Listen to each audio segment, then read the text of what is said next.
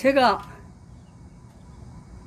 언제야? 2009년에 화곡동에 있는 모 학부를 다녔는데, 그때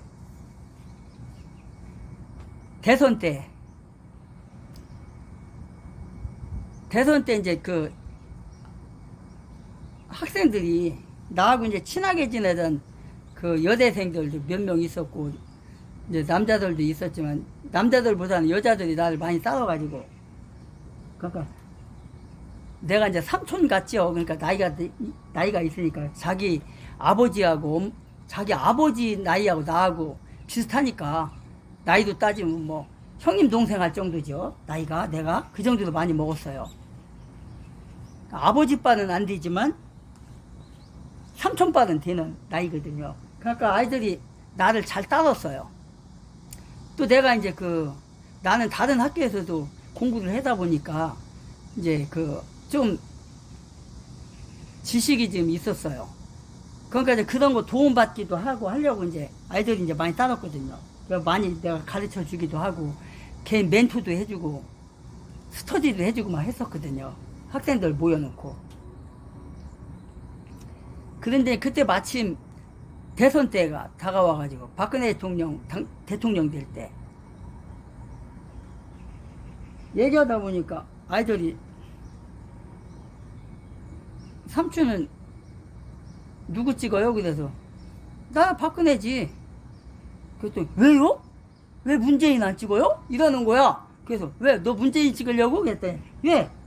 그래서 문재인이 어떤 사람인지 나 알고나 찍는 거니? 그랬더니 어떤 사람인데요? 그래서 내가 문재양이라는 자의 어렸을 때부터 다 얘기를 해줬어요. 내가 이자는 이런 자다. 철저한 공산주의자다, 자는. 그랬더니 에이 삼촌 뭔 소리 하냐고. 저렇게 성하게 생겼는데. 그래서 저건 가식이다.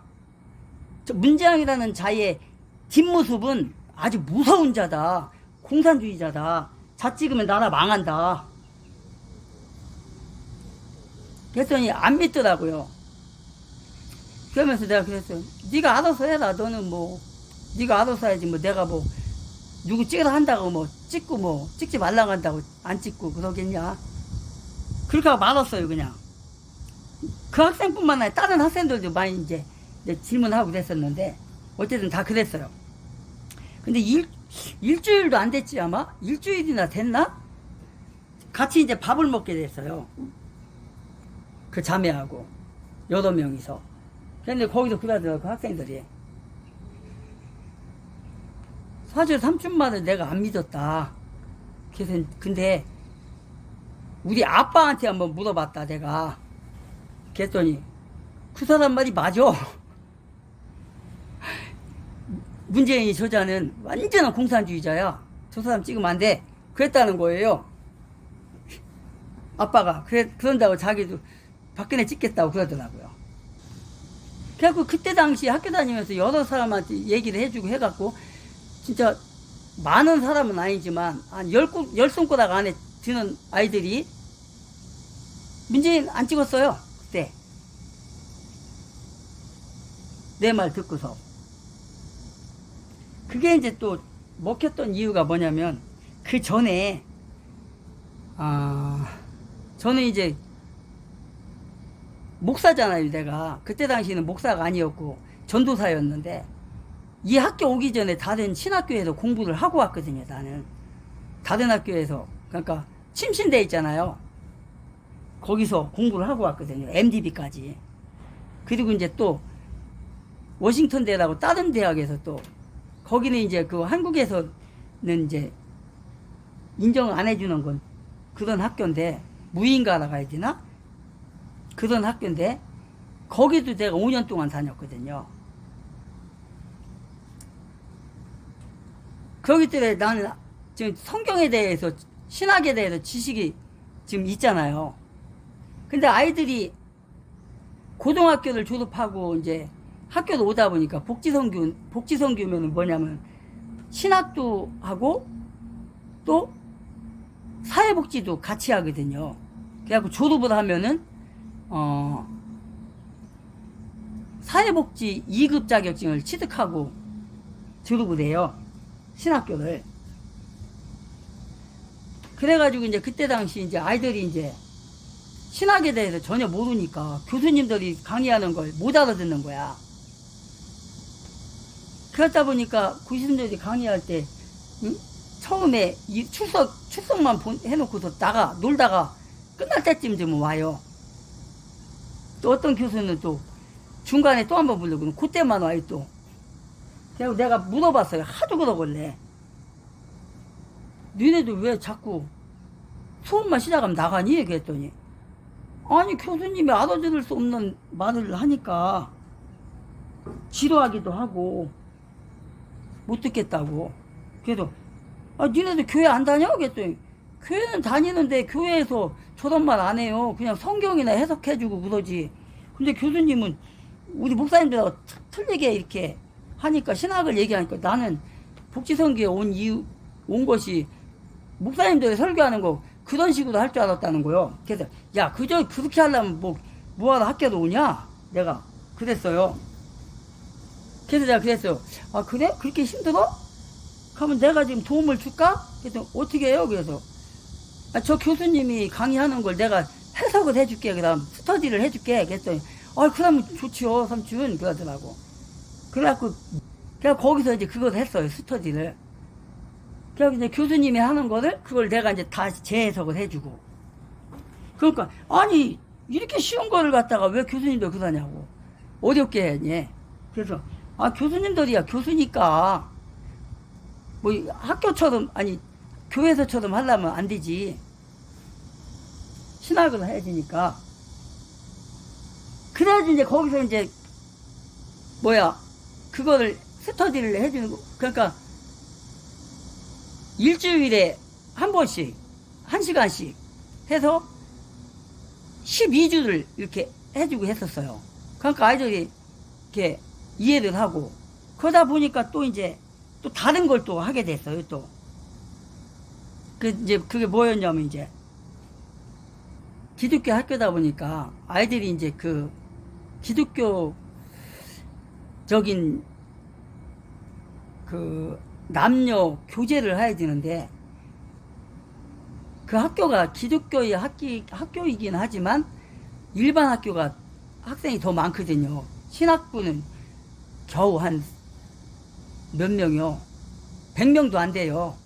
100명은 넘나? 어쨌든 3, 4학년 다 합해서 나머지는 우리 학교가 한 1600명 되거든요. 그 중에서 한 100명만 빼놓고는 다 일반 학부니까. 그러니까 뭐 일반 학교나 똑같이 뭐 이름만 그리스도적인 그런 거지. 그러다 보니까 이제 성적으로 문란해요, 우리 학교도.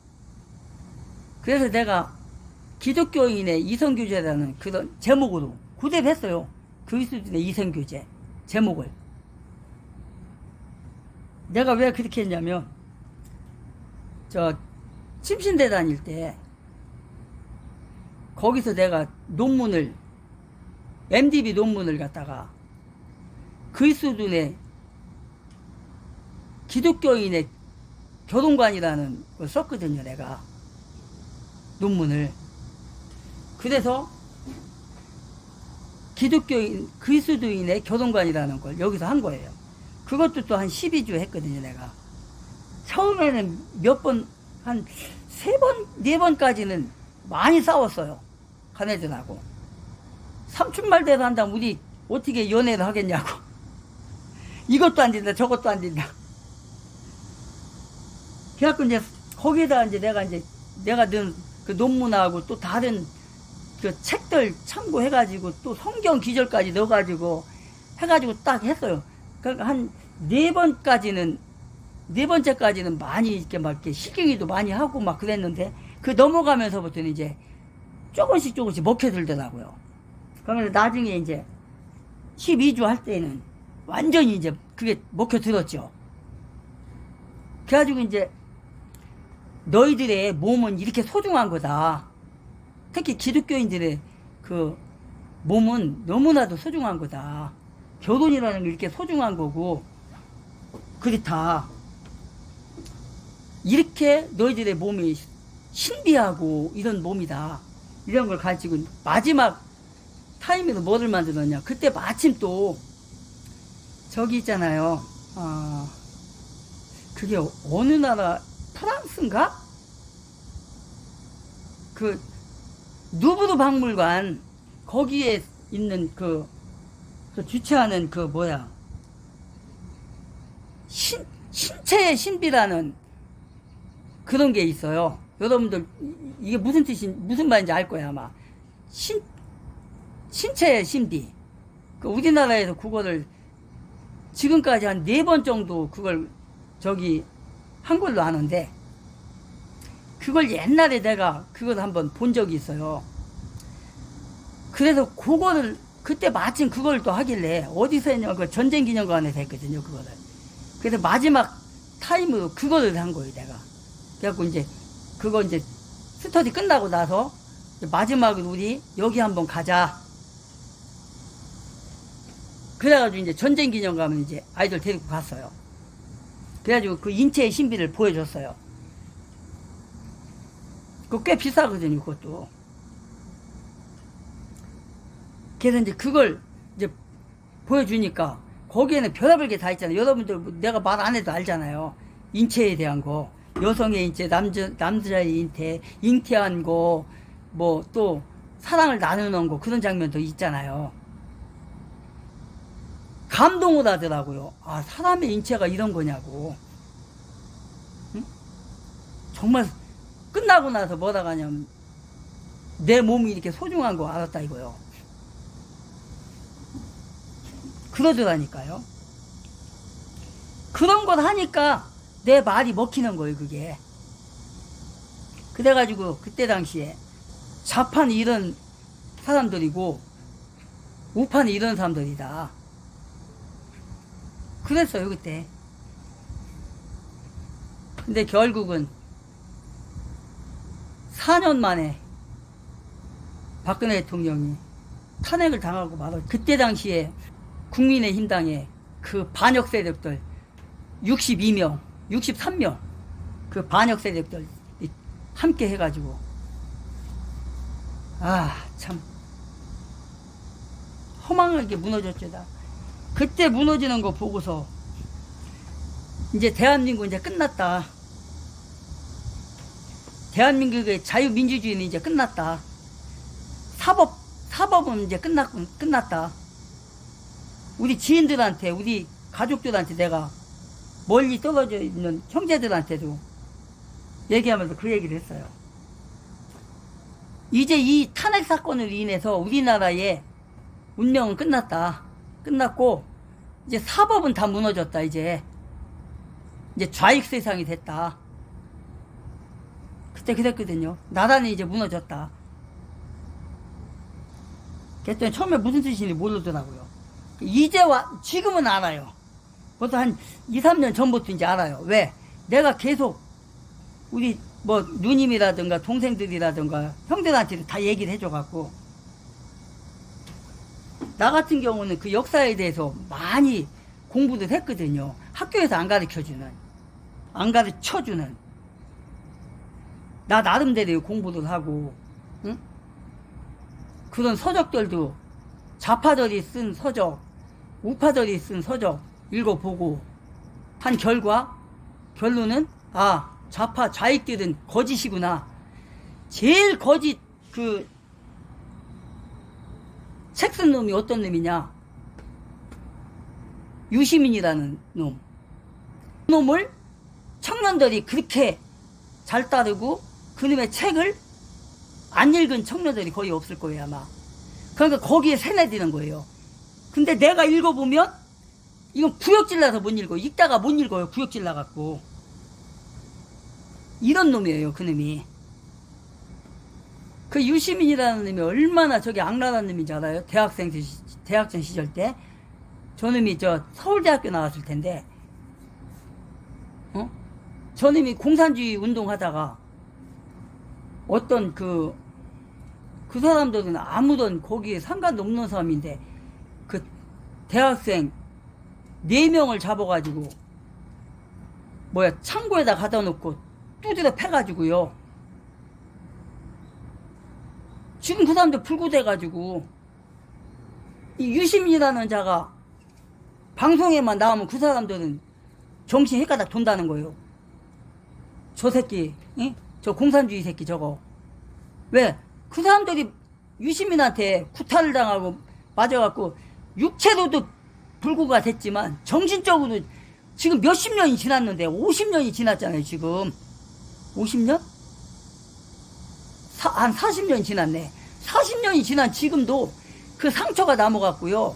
유시민만 언론에 나오면 쫓아가서 죽이고 싶다는 거예요. 그런 새끼라는 거예요. 공산주의자들이 그런 놈들이라고요. 그런 놈을 따르고 왜 그러냐면 이리가 양의 탈을 썼으니까 모르는 거요. 문재양이가 언제 저런 놈인지 알았어요 여러분들이? 몰랐잖아요. 지난 5년 동안 한 거 봐봐요. 온 나라를 다니면서 공사나 만들려고 완전히 그냥 그질하는 거. 우리 눈으로 봤잖아요. 여러분의 눈으로 봤잖아요. 그런 놈들이에요 저놈들이.